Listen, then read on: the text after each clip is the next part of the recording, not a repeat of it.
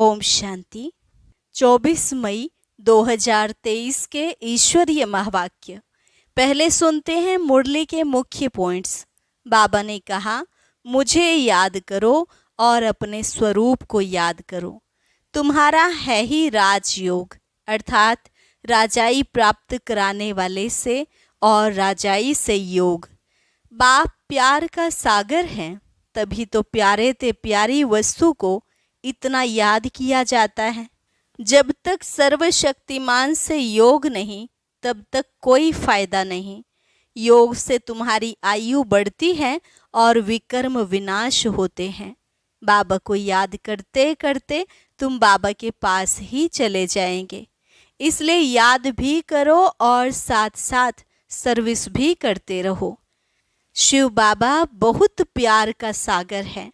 कमाल है बाप के प्यार की, जो ऐसी शिक्षा देते हैं जिससे तुम लक्ष्मी नारायण जैसा मीठा और प्यारा बन जाते हो।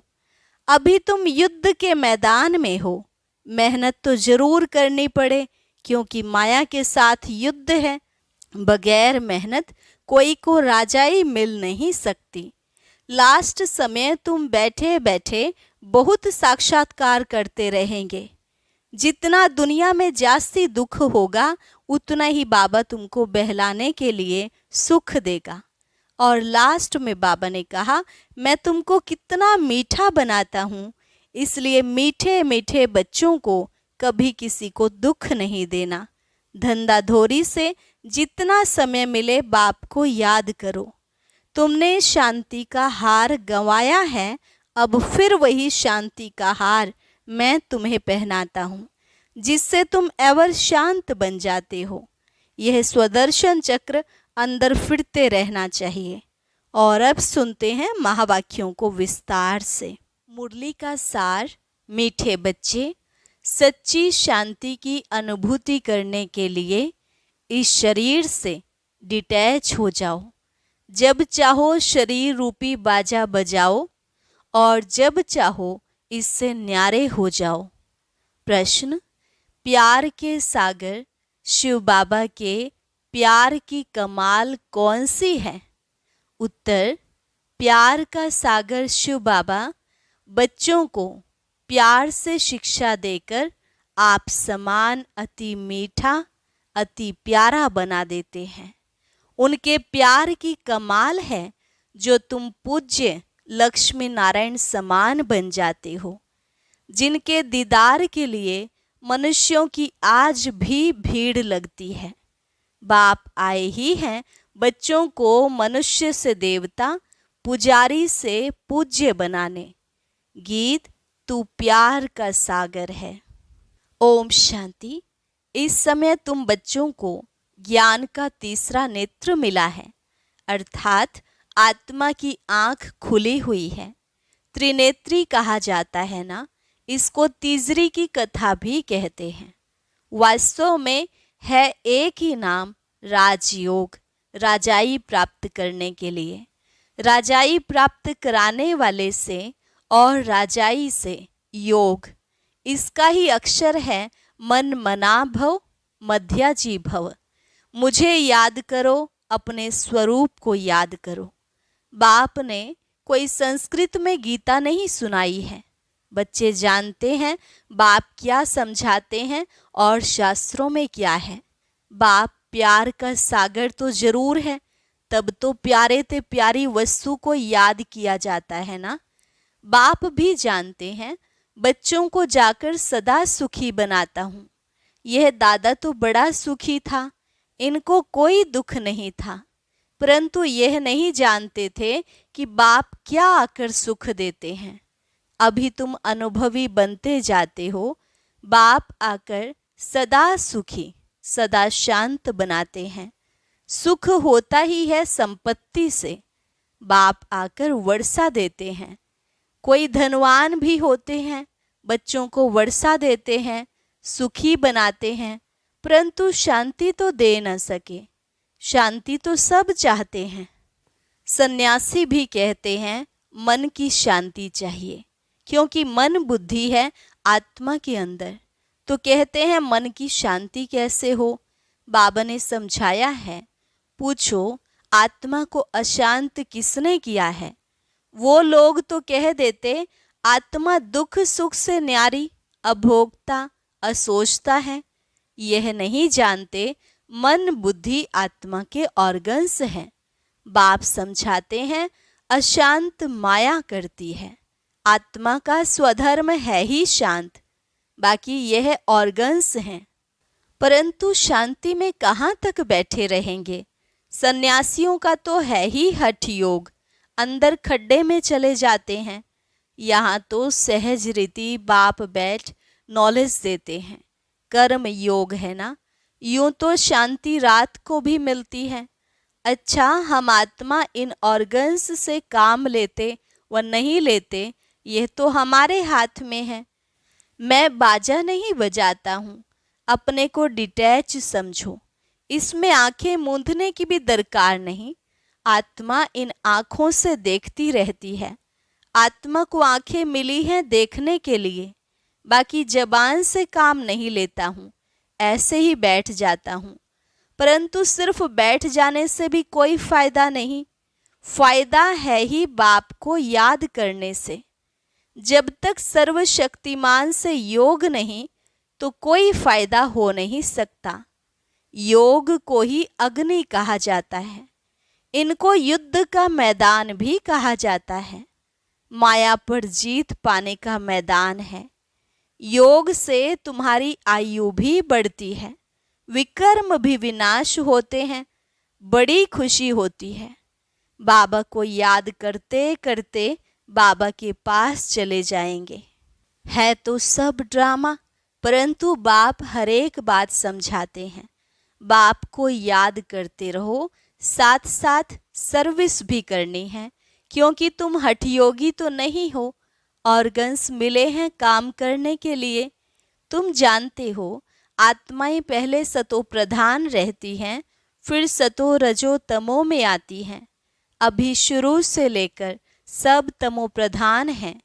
कोई कोई अच्छी आत्मा होगी तो नाम बाला रहता है, परंतु पिछाड़ी वालों में ताकत कम रहती है। पहले आत्मा में ताकत जास्ती रहती है। तो बेहद का बाप है, प्यार का सागर, कितना खींचता है। देखो यह लक्ष्मी नारायण कितने खींचते हैं। उन्हों को किसने इतना मीठा बनाया कोई नहीं जानते। जो खुद पूज्य थे वही पुजारी बने हैं।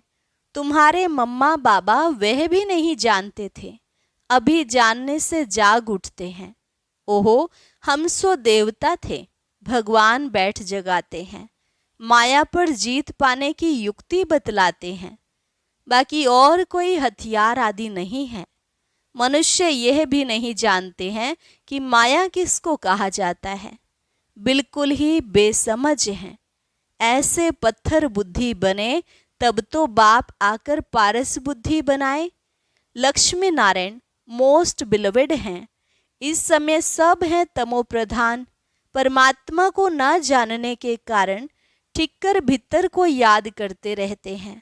ब्रह्मा विष्णु शंकर को भी नहीं जानते हैं। वह हैं सूक्ष्म वतनवासी। लक्ष्मी नारायण आदि को दैवी गुण वाले मनुष्य कहेंगे। श्री कृष्ण दैवी गुण वाला था सतयुग आदि में।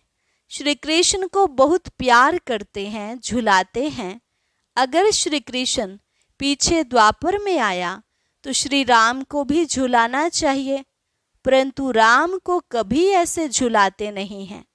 तुम जानते हो आत्मा एक शरीर छोड़ यह भागी दूसरे शरीर में, देरी नहीं लगती है। सबसे तीखी दौड़ी पहनने वाली आत्मा है, सेकंड भी नहीं लगता है। इससे तीखा रूहानी रॉकेट कोई होता नहीं। बाकी वो सब हैं जिस्मानी चीजें। तू प्यार का सागर है, यह एक की महिमा गाई जाती है। जरूर कुछ किया है ना, तब तो महिमा गाते हैं। अब तुम बच्चे जानते हो शिव बाबा बहुत प्यार का सागर है। कमाल है बाबा के प्यार की। शिक्षा देकर ऐसा लक्ष्मी नारायण बना देते हैं। वह भी कितने प्यारे हैं। उनका दीदार करने के लिए कितने मनुष्य जाते हैं। श्रीनाथ द्वारे में दीदार के लिए सोटे डंडे लगते हैं, कितनी भीड़ हो जाती है। बाबा कहते हैं तुम बच्चों को भी इतना मीठा, इतना प्यारा बनाता हूँ। तुम सो देवी देवता थे, हम सो हम कहते हैं ना। वास्तव में है सो हम सो हम बाबा के बच्चे थे, सो हम देवी देवता थे, फिर सो हम क्षत्रिय बने। बाकी आत्मा सो परमात्मा, परमात्मा सो आत्मा, ऐसी बात नहीं है। सो हम आत्मा पूज्य देवी देवता थे, फिर 84 जन्म लेते हैं। सो हम देवता थे, फिर 2 कला कम हो गई, क्षत्रिय बने, फिर वैश्य बने, और 2 कला कम हुई। इसको कहा जाता है स्वदर्शन। 1 सेकंड लगता है इस चक्र को फिराने में। अभी फिर सो हम ईश्वर की संतान बने हैं, यह नशा चढ़ना चाहिए। इसलिए गाया जाता है, अतीन्द्रिय सुख पूछना हो तो गोपी वल्लभ के गोप गोपियों से पूछो। अभी हम सो फिर से आकर बाबा के बने हैं, हम सो फिर देवता बनेंगे। हम सो कल रात में थे, आज दिन में हैं। गाया भी जाता है, ज्ञान अंजन सतगुरु दिया, अज्ञान अंधेर विनाश। हम बिल्कुल तमो प्रधान थे, अब बाप हमको क्या बनाते हैं। कितनी शौक से पालना करते हैं। बाबा को गाली भी बहुत खानी पड़ती है, परंतु समझते हैं यह भी ड्रामा है, नथिंग न्यू। युद्ध के मैदान में मेहनत तो जरूर करनी है, ऐसे नहीं बिगर मेहनत कोई राजाई मिल जाएगी। स्टूडेंट ऐसे थोड़े ही कहेंगे कि मास्टर जी आशीर्वाद करो। अच्छा नंबर पाने के लिए तो पुरुषार्थ करना है। यह गॉडली कॉलेज है। भगवानुवाच, मैं तुम बच्चों को राजाओं का राजा बनाता हूँ। इसका अर्थ भी कोई समझ नहीं सकते, तो बेहद का बाप बच्चों को विश्व का मालिक बनाते हैं। कैपिटल, राजधानी, यही जमुना का कंठा दिल्ली है। कैपिटल बहुतों के हाथ में आई है, अब तो ठिक्कर भीतर की दिल्ली है, फिर तो बनेगी सोने की। बाकी ऐसे नहीं कि सोने की द्वारिका नीचे गई फिर निकल आई। लंका कोई और नहीं, इस समय यह सारी दुनिया लंका है। रावण का राज्य चल रहा है। सब सजनियां शोक वाटिका में बैठी हुई हैं। वहां होती है अशोक वाटिका। यहाँ तो कदम कदम पर शोक दुख है। बाबा आकर बहुत मीठा बनाते हैं। कहते हैं मीठे मीठे बच्चों, कभी किसको दुख नहीं देना। सुख शांति का दाता एक ही बाप है। वह आकर सुख शांति का वर्षा देते हैं, तो श्रीमत पर चलना पड़े। धंधा धोरी से जितना समय मिले बाप को याद करो। पवित्रता का बल चाहिए, जिससे निरोगी काया पाएंगे। भारत के प्राचीन योग की बहुत महिमा है। जब समय आता है तब बाप खुद ही आकर नॉलेज देते हैं, मनुष्य तो दे नहीं सकते हैं। ऐसे बहुत सन्यासी बाहर में जाते हैं, कहते हैं भारत का प्राचीन योग सिखाने आए हैं, परंतु वह कोई राजयोग नहीं सिखाते। यह भी ड्रामा में नूंद है। भारत का प्राचीन राजयोग है। बाप कहते हैं मैं आता ही हूँ कल्प के संगम युगे। उन्होंने संगम युग अक्षर निकाल युगे युगे कह दिया है। बाप समझाते हैं सतयुग त्रेता का संगम होता है, 2 कला कम होती है। कलयुग में तो बिल्कुल ही कलाएं खत्म हो जाती हैं। तुम इन वर्णों में आते हो, देवता वर्ण, क्षत्रिय वर्ण। तुम बच्चे यथार्थ रीति समझते हो कि यह सारा खेल है। भारत पर ही हार और जीत का खेल है। माया हराती है और बाप आकर जीत पहनाते हैं। यह कोई नहीं समझाते हैं कि माया ने अशांत किया है। अब बाबा कहते हैं तुमने शांति का हार गंवाया है, अब फिर वही शांति का हार मैं तुम्हें पहनाता हूँ, जिससे तुम एवर शांत बन जाते हो। यह स्वदर्शन चक्र भी अंदर फिरना चाहिए। बाहर में शंख बजाएंगे तो राजा रानी बन जाएंगे, और कुछ करना नहीं है। अति सहज है। बाप की पहचान मिली। बाबा हमारा स्वर्ग का रचयिता है। बरोबर हम स्वर्ग के मालिक थे, अब फिर से बाबा आया है स्वर्ग का मालिक बनाने। बस बाबा अभी तो आपके हैं, दूसरा न कोई। गीता में श्री कृष्ण का नाम डालने से कह देते, मेरा तो गिरधर गोपाल, दूसरा न कोई। समझते हैं श्री कृष्ण ही भगवान हैं, सब एक ही एक हैं। भगवान को न जानने के कारण नास्तिक बन गए हैं। अभी तुम बाप को जानने के कारण आस्तिक बन गए हो। वो है विनाश काले विपरीत बुद्धि। विपरीत बुद्धि माना परमात्मा से प्रीत नहीं है। बाप है प्यार का सागर, शांति का सागर, सुख का सागर। उनकी बहुत महिमा है। ऐसे नहीं यह ब्रह्मा विष्णु शंकर सब एक ही भगवान है। नारायण भी भगवान है, राम भी भगवान है। एक तरफ परमात्मा को नाम रूप से न्यारा भी कहते हैं और फिर भीतर ठिक्कर में भी कह देते हैं। अभी तुम बाप को जानकर बाप से पूरा वर्षा लेने का पुरुषार्थ कर रहे हो।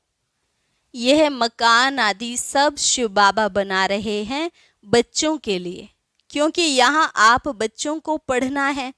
मुसाफिरी पूरी करके घर के जब नज़दीक पहुँचते हैं तो समझते हैं अभी हम घर में आकर पहुँचे हैं।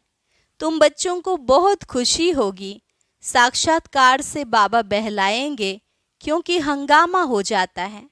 तो ऐसे समय बाप के साथ रहना चाहते हैं, फिर साक्षात्कार होना बहुत सहज होगा। योग में बैठे बैठे तुम बहुत बहुत साक्षात्कार करेंगे। खुशी में तुम डांस करते हो, बाकी सब शरीर छोड़ चले जाएंगे। खूने नाहे खेल है। तुम्हारे साथ कोई की युद्ध नहीं है, फिर साक्षी हो देखेंगे। परंतु हिम्मत भी चाहिए, कमजोर तो ठहर ना सके। जितना दुनिया में जास्ती दुख होगा, उतना बाबा तुमको बहलाने के लिए सुख देगा। बैठे बैठे बहुत साक्षात्कार होते रहेंगे। इतने बच्चे हैं, शिव बाबा का भंडारा तो जरूर भरपूर होगा। बच्चों से ही सब कुछ होता है। कोई के पास 7 बच्चे होंगे, उनमें भी कोई गरीब कोई साहूकार होंगे।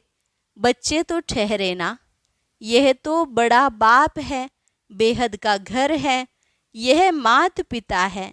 फिर तुम बच्चों को संभालने के लिए जगदम्बा को निमित्त रखा है। कुमारी मम्मा में ज्ञान योग की ताकत भरी हुई है। बाबा भी योग में रहते हैं, मुरली चलती है। ऐसे तो नहीं समझते हो शिव बाबा ही मुरली चलाते हैं। इनकी सोल भुट्टू है क्या?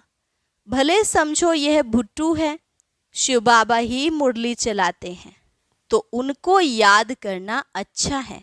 सदैव समझो इनमें शिव बाबा आकर हमको पढ़ाते हैं। बाप कहते हैं मुझे याद करने से सदा सलामत रहेंगे।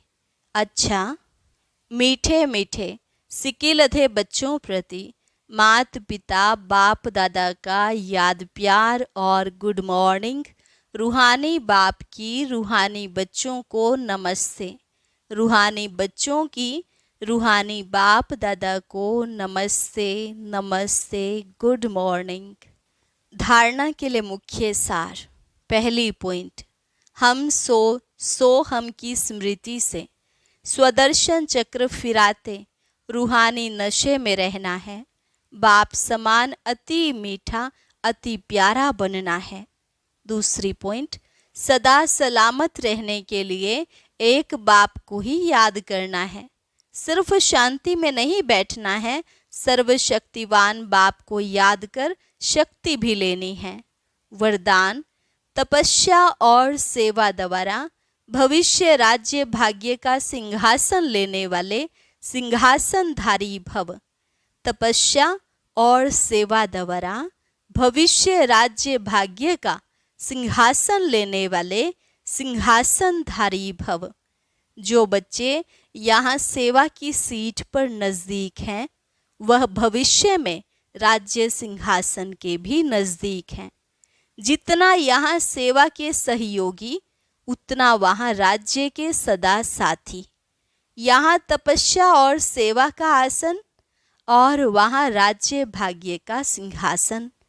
जैसे यहाँ हर कर्म में बाप दादा की याद में साथी हैं, वैसे वहाँ हर कर्म में बचपन से लेकर राज्य करने के हर कर्म में साथी हैं, जो सदा समीप, सदा साथी, सदा सहयोगी, सदा तपस्या और सेवा के आसन पर रहते हैं। वही भविष्य में सिंहासनधारी बनते हैं।